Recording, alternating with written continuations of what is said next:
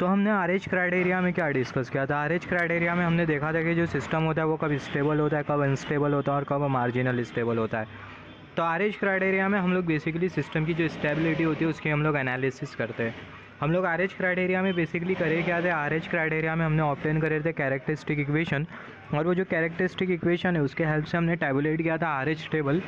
और वो जो आरएच टेबल है उसके रेस्पेक्ट में हमने डिफाइन किया था कि जो सिस्टम होगा वो स्टेबल होगा, अनस्टेबल होगा या फिर मार्जिनली स्टेबल होगा। तो बेसिक जो टूल था आरएच क्राइटेरिया में, जो बेसिक जो टूल था वो था कैरेक्टरिस्टिक इक्वेशन, और जो कैरेक्टरिस्टिक इक्वेशन होता है वो होता है 1+g(s) × h(s).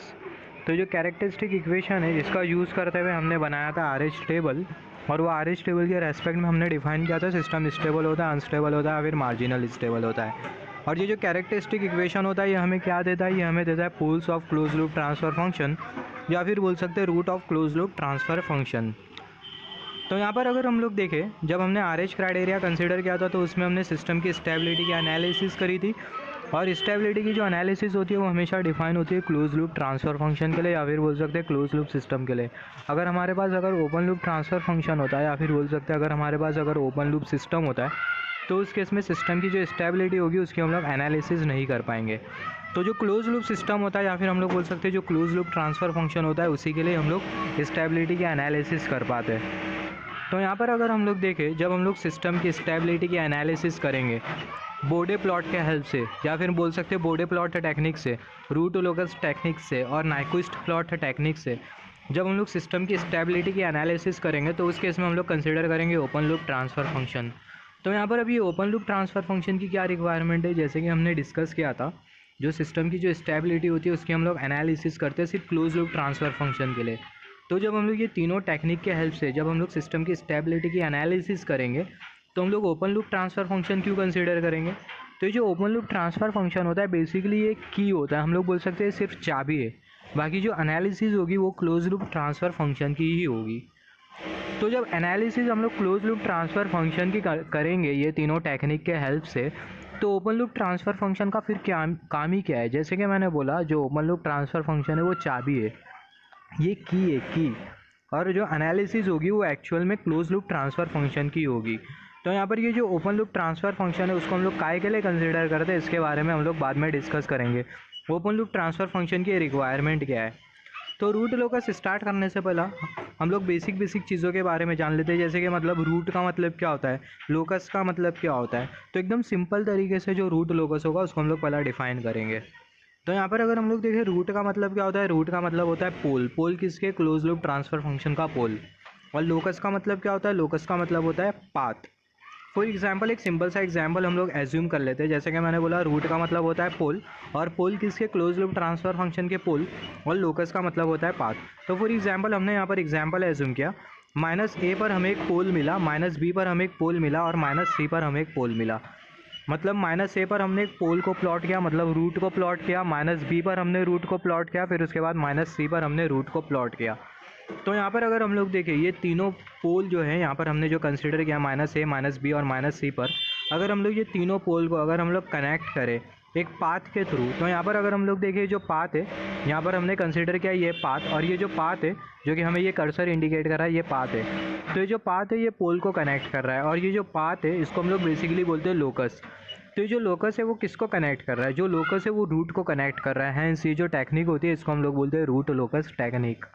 तो रूट लोकस में हम लोग बेसिकली करेंगे क्या, जो पोल होगा उसको हम लोग ऑब्टेन करेंगे, और जो पोल होगा उसको हम लोग प्लॉट करेंगे ग्राफ में, और जितने भी जो पोल और जो जीरो हो गए उसको हम लोग कनेक्ट कर देंगे लोकस के थ्रू, या फिर बोल सकते हैं एक पाथ के थ्रू जिसको हम लोग बोल रहे हैं लोकस, और वो जो पूरा हमें जो ग्राफ मिलेगा उसी को ही हम लोग बोलते हैं रूट लोकस।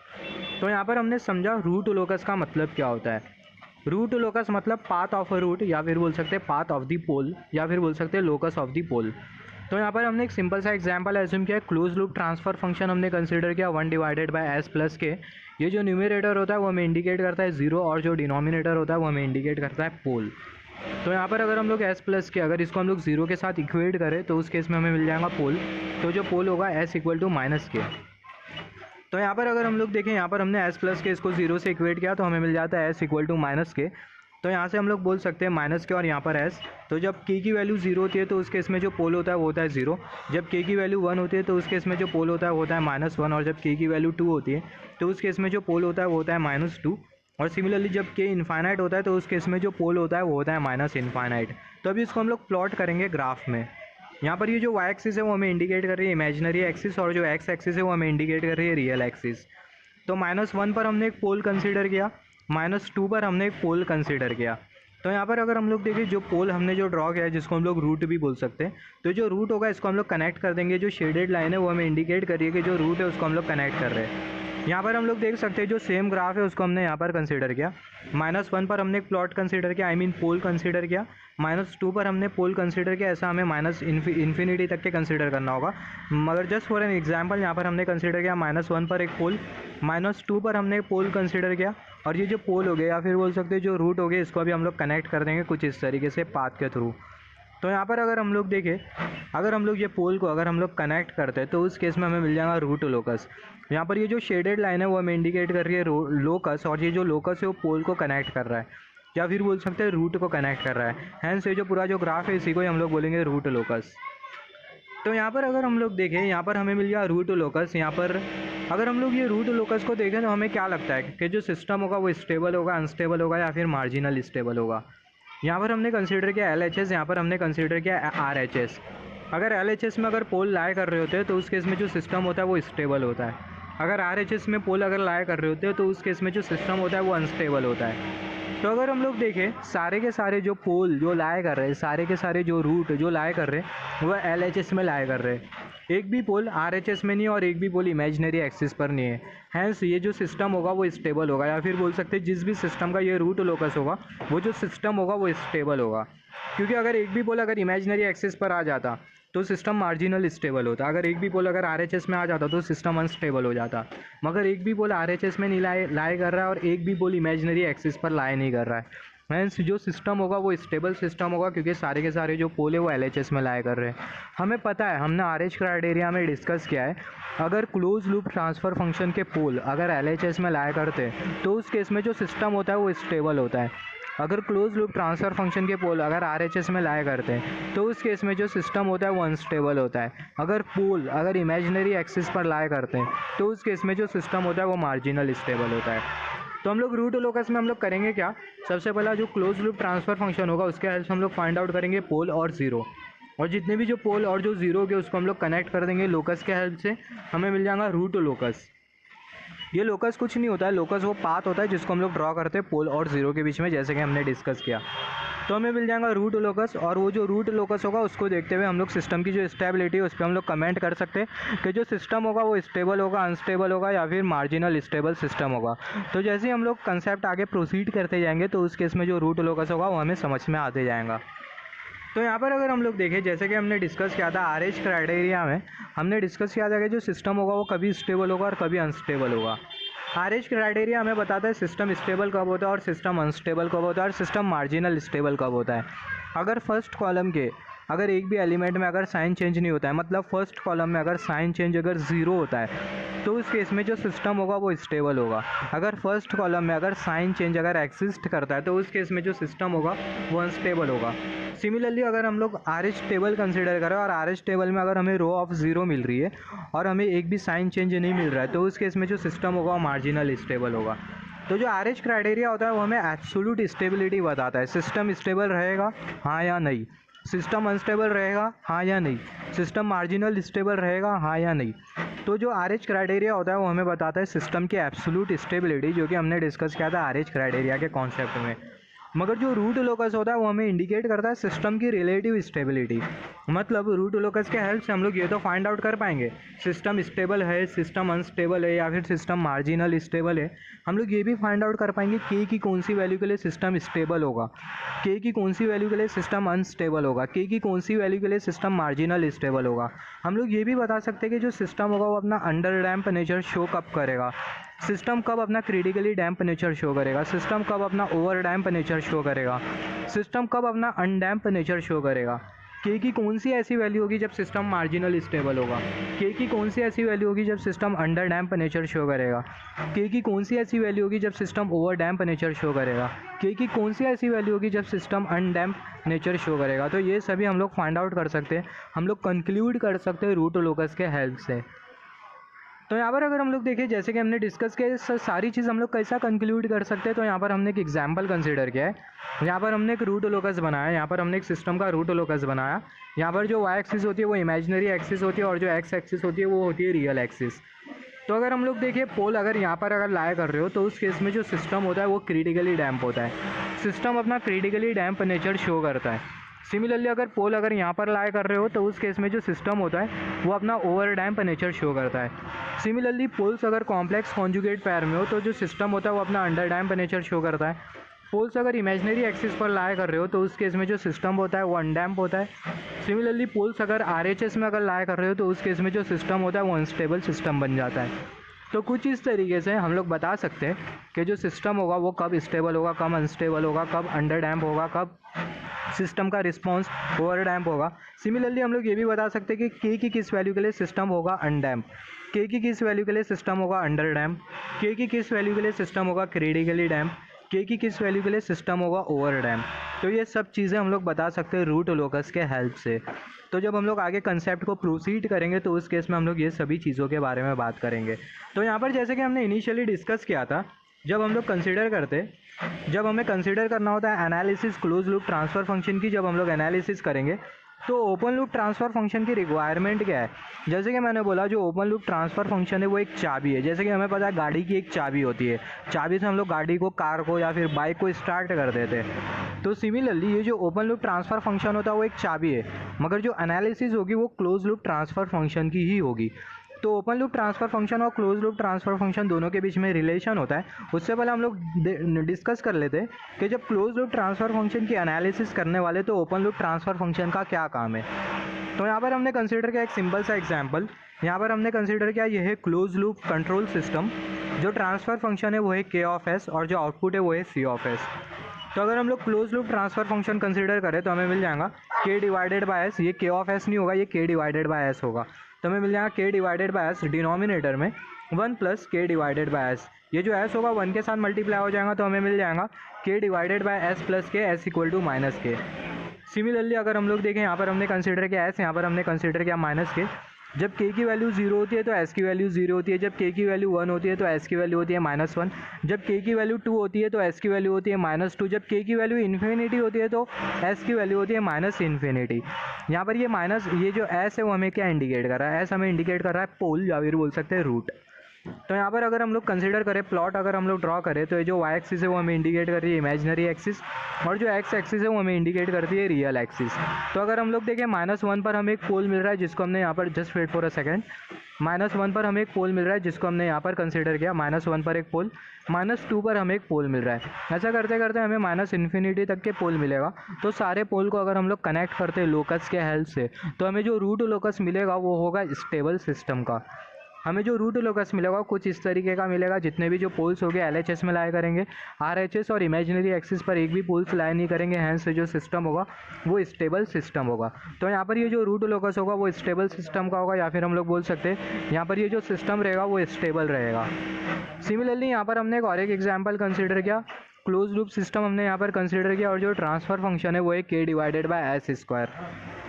तो यहाँ पर अगर हम लोग देखें यहाँ पर ये ट्रांसफ़र फंक्शन है के डिवाइडेड बाय एस स्क्वायर, तो जो क्लोज लूप ट्रांसफ़र फंक्शन होगा वो होगा के divided by s square denominator में 1 प्लस के डिवाइडेड बाय एस स्क्वायर, जो एस स्क्वायर होगा 1 के साथ मल्टीप्लाई हो जाएगा तो हमें मिल जाएगा k divided by s square plus k. तो हमें मिल जाएगा s square equal to minus k, हमें मिल जाएगा s equal to plus minus j root k. तो सिमिलरली अगर हम लोग एस और के को अगर हम लोग कंसिडर करें तो जब के की वैल्यू 0 होगी तो जो एस की जो वैल्यू होगी वो होगी 0, जब के की वैल्यू 1 होगी तो जो एस की जो वैल्यू होगी वो होगी प्लस माइनस जे, जब के की वैल्यू 2 होगी तो उस केस में एस की जो वैल्यू होगी वो होगी प्लस माइनस रूट 2j, के की वैल्यू जब 3 होगी तो उस केस में जो एस की जो वैल्यू होगी वो होगी प्लस माइनस रूट 3j। यहाँ पर अगर हम लोग देखें ये पोल को देखते हुए हमें क्या लग रहा है, क्या ये पोल LHS में लाया करेंगे? ऑब्वियसली ये जो पोल हो गए LHS में नहीं लाया करेंगे, जो पोल्स हो गए वो इमेजिनरी एक्सिस पर लाया करेंगे। क्योंकि यहाँ पर हमें मिल रहा है plus minus j plus minus root 2j plus minus root 3j। ऐसे जो पोल्स होते हैं वो इमेजिनरी एक्सिस पर लाया करते हैं, तो ऑब्वियसली जो पोल्स हो गए वो इमेजिनरी एक्सिस पर लाया करेंगे। पोल्स इमेजिनरी एक्सिस पर लाया करेंगे, इसका मतलब जो सिस्टम होगा वो मार्जिनल स्टेबल होने वाला है। तो यहाँ पर अगर हम लोग देखें जो रूट लोकस होगा वो हमें कुछ इस तरीके से मिलेगा, हैंस जो सिस्टम होगा वो मार्जिनल स्टेबल होगा। यहाँ पर अगर हम लोग देखें, यहाँ पर ये जो ट्रांसफ़र फंक्शन है k डिवाइडेड बाय एस, और यहाँ पर अगर ये वाला जो ट्रांसफ़र फंक्शन है k divided by s square, जैसे कि इसके बारे में अभी हम लोग डिस्कस करेंगे। जैसे कि हमने यहाँ पर डिस्कस किया, जो सिस्टम होगा वो होगा marginal stable system. Marginal stable system होगा, इसका मतलब जो सिस्टम होगा वो ऑसिलेट कर रहा होगा, तो रूट लोकस के हेल्प से जो फ्रीक्वेंसी ऑफ ऑसिलेशन है वो भी हम लोग फाइंड आउट कर सकते हैं। और यहाँ पर अगर हम लोग देखें जो क्लोज लूप ट्रांसफ़र फंक्शन है वो हमें इंडिकेट कर रहा है ऑसिलेटरी नेचर सिस्टम का, जिसके वजह से हमें जो पोल्स जो मिल रहे हैं वो इमेजिनरी एक्सिस पर मिल रहे हैं, हैंस जो सिस्टम होने वाला है वो मार्जिनल स्टेबल होगा। हाँ, तो जैसे कि मैं क्या बोल रहा था, मैं बोल रहा था यहाँ पर हमें जो ट्रांसफ़र फंक्शन मिला वो मिला k डिवाइडेड बाय एस, और यहाँ पर हमें जो ट्रांसफ़र फंक्शन मिला वो मिला k divided by s square. अगर हम लोग ये वाले ट्रांसफ़र फंक्शन पर कैरेक्टरिस्टिक इक्वेशन अगर अप्लाई करते तो उस केस में हमें इक्वेशन मिलेगा, और वो जो इक्वेशन होगा वो होगा फर्स्ट ऑर्डर इक्वेशन। सिमिलरली यहाँ पर ये वाला जो ट्रांसफ़र फंक्शन है, अगर इस पर अगर हम लोग कैरेक्टरिस्टिक इक्वेशन अप्लाई करते तो उस केस में हमें एक आउटकम मिलेगा, या फिर बोल सकते हैं हमें एक इक्वेशन मिलेगा जो कि होगा सेकंड ऑर्डर इक्वेशन। सिमिलरली अगर हमें ट्रांसफ़र फंक्शन दिया होता k divided by S to the power 3, तो उस केस में हम लोग कैरेक्टरिस्टिक इक्वेशन अप्लाई करते और उस केस में हमें आउटकम मिलता जो कि होता है third order equation. Third order equation तक के थर्ड ऑर्डर इक्वेशन के बाद अगर हमें ट्रांसफ़र फंक्शन अगर कुछ इस तरीके का मिलता है k divided by S to the power 4, और अगर हम लोग कैरेक्टरिस्टिक इक्वेशन अप्लाई करते तो उस केस में हमें इक्वेशन मिलता है जो कि होता है फोर्थ ऑर्डर इक्वेशन।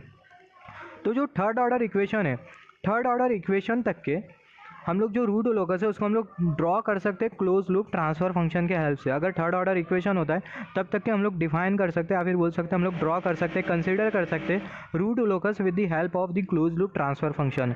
मगर फोर्थ ऑर्डर इक्वेशन होता है, फिफ्थ ऑर्डर इक्वेशन होता है, सिक्स्थ ऑर्डर इक्वेशन होता है, हायर ऑर्डर इक्वेशन होता है, तो उस केस में जो रूट लोकस है उसको ड्रॉ करना क्लोज लूप ट्रांसफ़र फंक्शन के हेल्प से बहुत डिफिकल्ट हो जाता है।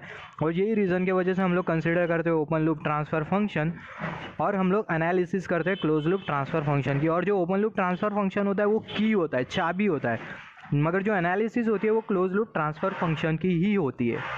तो जो ओपन लूप ट्रांसफ़र फंक्शन और जो क्लोज लूप ट्रांसफ़र फंक्शन होता है दोनों के बीच में कुछ रिलेशन होते हैं, तो दोनों के बीच का जो रिलेशन है उसके बारे में हम लोग डिस्कस करेंगे। फिर उसके बाद हम लोग जो रूट लोकस के जो प्रोसीजर्स है उसके बारे में बात करेंगे।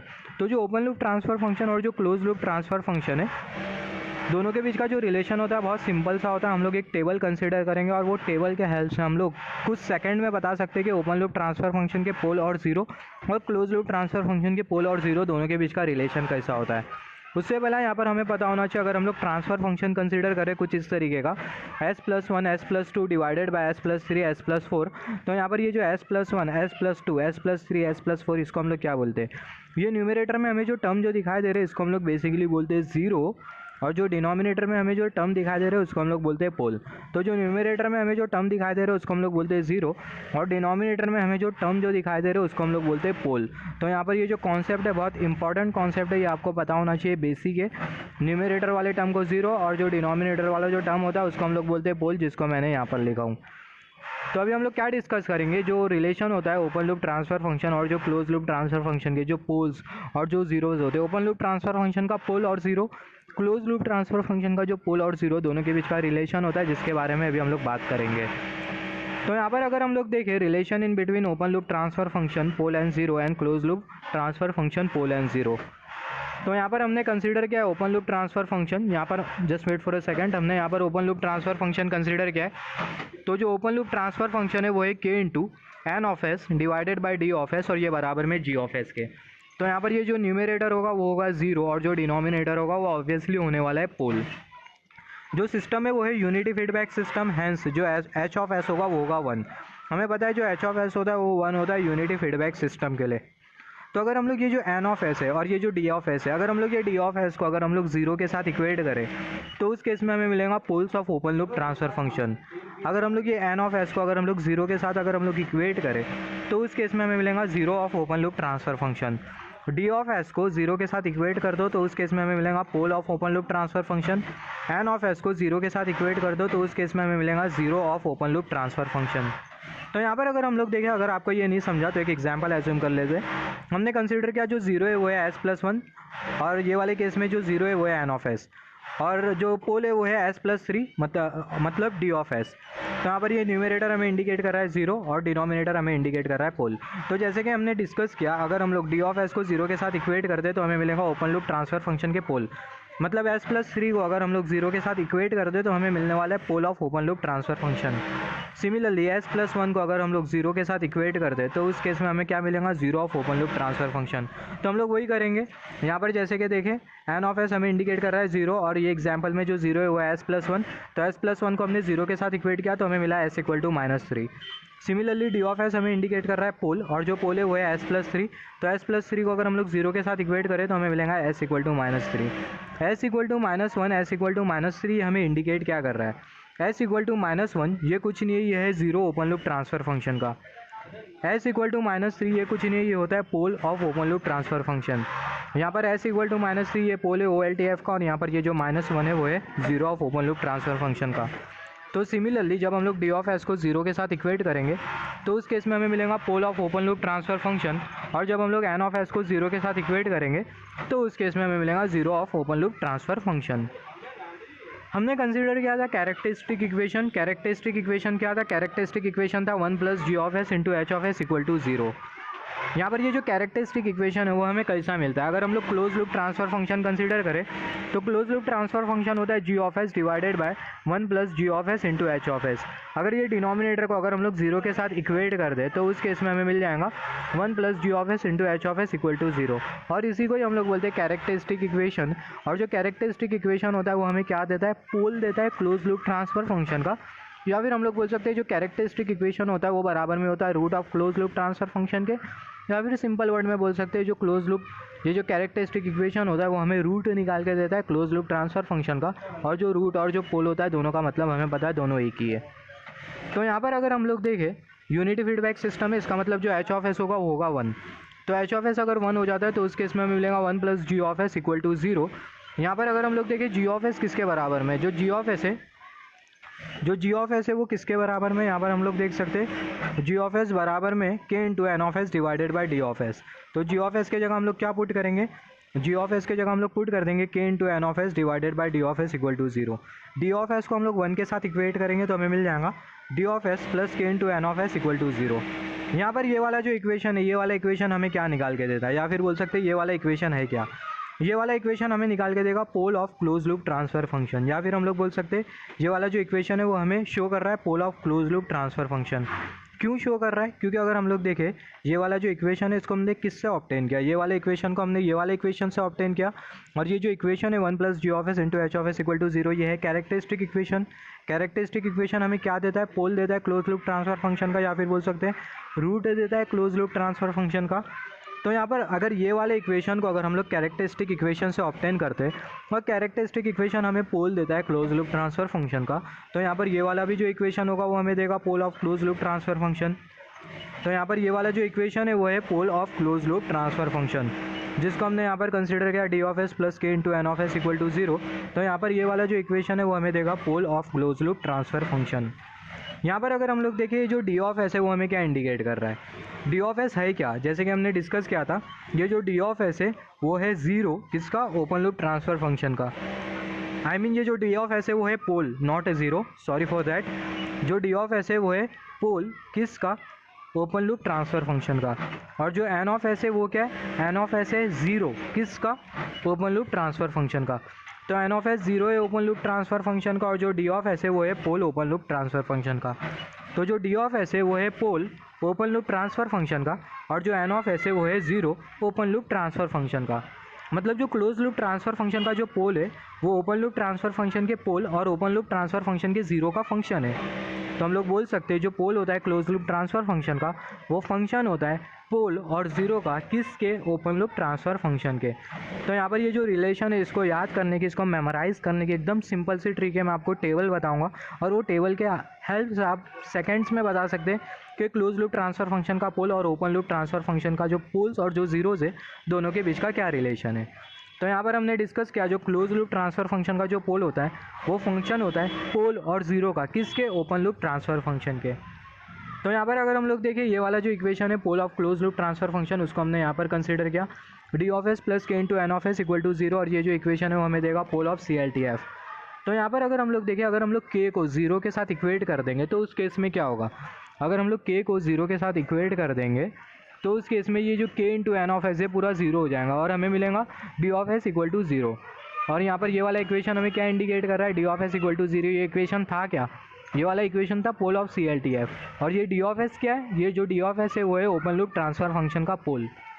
तो हम लोग बोल सकते हैं जब के जीरो के बराबर में होता है तो उस केस में जो पोल होता है ओपन लूप ट्रांसफर फंक्शन का वो क्लोज लूप ट्रांसफर फंक्शन के पोल के बराबर में होता है। तो जब के जीरो के बराबर में होगा तो उस केस में जो ओपन लूप ट्रांसफर फंक्शन का जो पोल होगा और जो क्लोज लूप ट्रांसफर फंक्शन का जो पोल होगा दोनों बराबर में होंगे।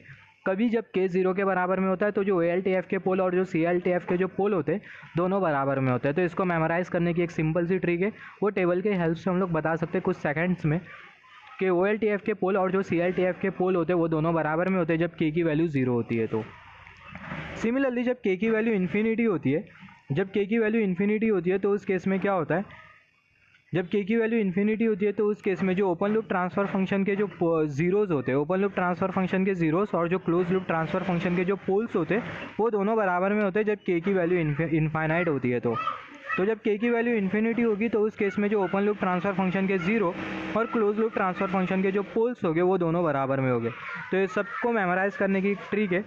तो जब के जीरो के बराबर में होता है तो उस केस में ओ एल टी एफ के पोल और सी एल टी एफ के पोल दोनों बराबर में होते हैं, और जब के इन्फिनिटी के बराबर में होगा तो उस केस में ओ एल टी एफ के जीरो और जो सी एल टी एफ के जो पोल होंगे वो दोनों बराबर में होंगे। तो अभी इसको हम लोग कैसा मेमोराइज़ करें, यहाँ पर ये जो तीनों जो रिलेशन है इसको हम लोग कैसा मेमोराइज़ करें, तो यहाँ पर हम लोग टेबल ड्रॉ करेंगे और ये टेबल बनाना भी इतना ज़्यादा कॉम्प्लिकेटेड नहीं है। यहाँ पर हम लोग कंसिडर करेंगे Z, यहाँ पर होगा P, सिमिलरली यहाँ पर होगा P और यहाँ पर भी होगा P, मतलब 3 बार P होगा और 1 बार Z होगा। तो यहाँ पर हमने P कंसिडर किया, यहाँ पर भी P, यहाँ पर भी P और यहाँ पर होगा Z। यहाँ पर होगा OLTF, यहाँ पर होगा CLTF, यहाँ पर होगा सब स्क्रिप्ट में OLTF, यहाँ पर होगा CLTF बस। और यहाँ पर हम लोग कंसिडर करेंगे इक्वालिटी साइन। यहाँ पर के की वैल्यू जीरो होगी, जीरो से पहला क्या आता है इन्फिनिटी, तो यहाँ पर होगी के की वैल्यू इन्फिनिटी। यहाँ पर हम लोग देखें, यहाँ पर हमने एरो साइन क्यों कंसिडर किया इसके बारे में हम लोग बाद में डिस्कस करेंगे। तो यहाँ पर अगर हम लोग देखें, जैसे कि हमने डिस्कस किया था, ये हमारा टेबल बन गया है। जैसे कि हमने इनिशियली डिस्कस किया था, जब के की वैल्यू जीरो होती है तो उस केस में जो पोल होता है ओपन लूप ट्रांसफर फंक्शन का वो क्लोज लूप ट्रांसफर फंक्शन के पोल के बराबर में होता है। तो ये टेबल भी हमें वो इंडिकेट कर रहा है, जब के की वैल्यू जीरो होती है तो ओपन लूप ट्रांसफर फंक्शन का पोल और जो क्लोज लूप ट्रांसफर फंक्शन का जो पोल होगा वो दोनों बराबर में होगा। सिमिलरली जब के की वैल्यू इन्फिनिटी होगी तो उस केस में ओपन लूप ट्रांसफर फंक्शन का जीरो और क्लोज लूप ट्रांसफर फंक्शन का जो पोल होगा वो दोनों बराबर में होगा। तो हम लोग बोल सकते हैं जब के की वैल्यू इन्फिनिटी होगी तो उस केस में ओपन लूप ट्रांसफर फंक्शन का जीरो, मतलब ये जो टेबल है वही हमें इंडिकेट कर रहा है, जब के की वैल्यू इन्फिनिटी होती है तो दोनों एक दूसरे के बराबर में होते हैं। और ये टेबल भी हमें वही बोल रहा है, जब के की वैल्यू इन्फिनिटी होती है तो एल टी एफ के जीरो और जो सी एल टी एफ के जो पोल होते हैं वो दोनों बराबर में होते हैं। तो ये टेबल के हेल्प से हम लोग ईजिली बता सकते हैं, जो टेबल एक बार इसको हमने फॉर्म कर लिया तो इसके हेल्प से हम लोग जो रिलेशन है पोल और ज़ीरो का ओपन लूप ट्रांसफ़र फंक्शन और क्लोज लूप ट्रांसफ़र फंक्शन के बीच के उसको हम लोग याद रख सकते हैं।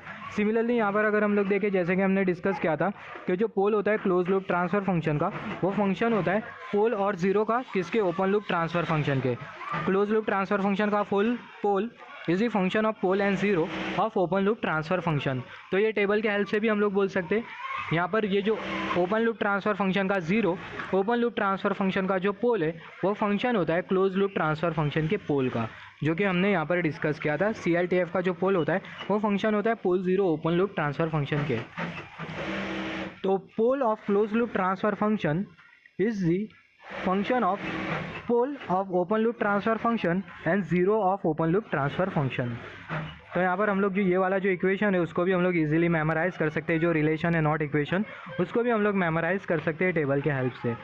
सिमिलरली यहाँ पर ये एरो साइन हमें क्या इंडिकेट कर रही है, ये एरो साइन हमें क्या इंडिकेट कर रही है इसके बारे में भी हम लोग डिस्कस करेंगे। तो यहाँ पर अगर हम लोग देखें, जब भी हम लोग रूट लोकस ड्रॉ करेंगे तो जो रूट लोकस होता है वो स्टार्ट होता है पोल से, किसके, ओपन लूप ट्रांसफ़र फंक्शन के पोल से रूट लोकस स्टार्ट होता है, और तभी के की जो वैल्यू होती है वो होती है ज़ीरो, और जाके टर्मिनेट करता है या फिर बोल सकते हैं एंड होता है ज़ीरो पर, किसके, ओपन लूप ट्रांसफ़र फंक्शन के, और तभी के की जो वैल्यू होती है वो होती है इनफाइनाइट। तो जो रूट लोकस होता है वो स्टार्ट होता है जब के की वैल्यू 0 होती है और वो स्टार्ट होता है पोल से ओपन लूप ट्रांसफ़र फंक्शन के।